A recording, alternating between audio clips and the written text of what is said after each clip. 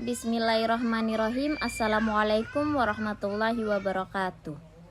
Nama saya Hafia Putri dengan NIM 1194030043 dari Manajemen Dakwah semester 6. Di sini saya dari kelompok 3 yang berjudul Pengelolaan Waktu dan Jaringan Sistem Manajemen.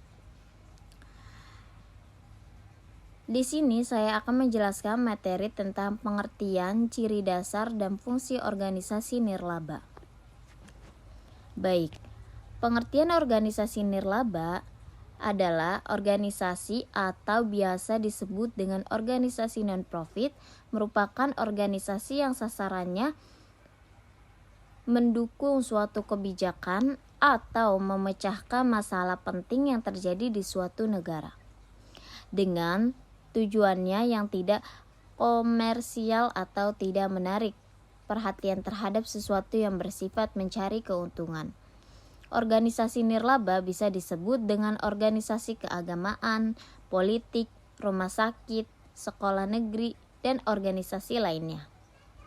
Ciri-ciri lembaga nirlaba yaitu banyaknya organisasi yang ada di Indonesia membuat sebagian orang tidak bisa membedakan antara organisasi dengan organisasi yang lainnya.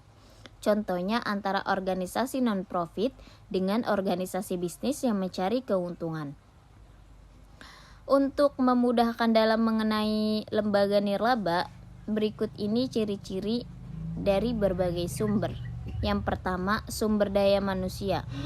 Utamanya berasal dari penyumbangan yang tidak mengharapkan laba atau keuntungan yang sebanding dengan sumber daya yang mereka korbankan. Yang kedua, organisasi tersebut mampu menghasilkan barang dan jasa tanpa bertujuan untuk menuntut laba atau keuntungan. Jika entitas menghasilkan laba, maka nominalnya tidak akan pernah dibagi kepada penyumbang atau pemilik entitas. Yang ketiga, di organisasi ini tidak ada kepemilikan yang jelas seperti organisasi lainnya. Artinya, dalam organisasi non-profit ini tidak dapat dijual, dialihkan, atau dikembalikan sumbangannya. Pada dasarnya, organisasi ini tidak mencerminkan adanya proporsi pembagian laba atau keuntungan pada dasar likuidasi atau pembubaran organisasi. Organisasi ini akan dikembangkan kembali pada saat pembubaran instansi. Contoh organisasi nirlaba di Indonesia itu yang pertama yayasan. Maksud organisasi ini bertujuan untuk mencapai suatu tujuan dalam bidang sosial, keagamaan, atau bidang kemanusiaan lainnya yang dapat membantu masyarakat.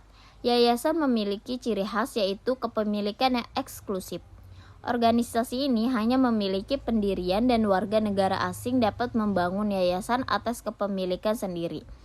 Hal tersebut dilihat dari susunan struktur yang terdiri dari dewan pengawas, dewan penasehat, dan dewan pengurus.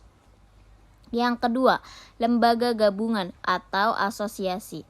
Asosiasi dibedakan menjadi dua, yaitu asosiasi gabungan dengan memiliki hukum dan asosiasi biasa yang tidak memiliki hukum.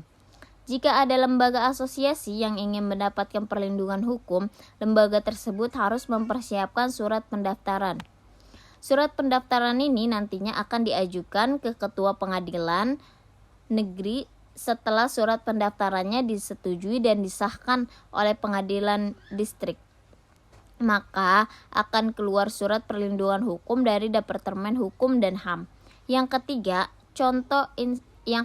institusi. Contoh institusi adalah sekolah dasar, sekolah menengah pertama, sekolah menengah atas, lembaga kursus, dan lain-lain. Dari ketiga contoh lembaga organisasi nirlaba dapat disimpulkan bahwa tujuan sebenarnya didirikannya organisasi nirlaba adalah untuk mensejahterakan masyarakat. Dilihat dari bentuk penyajian organisasi yang membantu dalam melayani masyarakat, mencerdaskan anak bangsa, dan memberikan kebebasan bagi masyarakat. Meskipun membutuhkan waktu yang lama untuk mendirikan lembaga nirlaba, tapi manfaatnya sangat luar biasa. Baik, itu saja yang bisa saya jelaskan. Kurang lebihnya mohon maaf. Wassalamualaikum warahmatullahi wabarakatuh.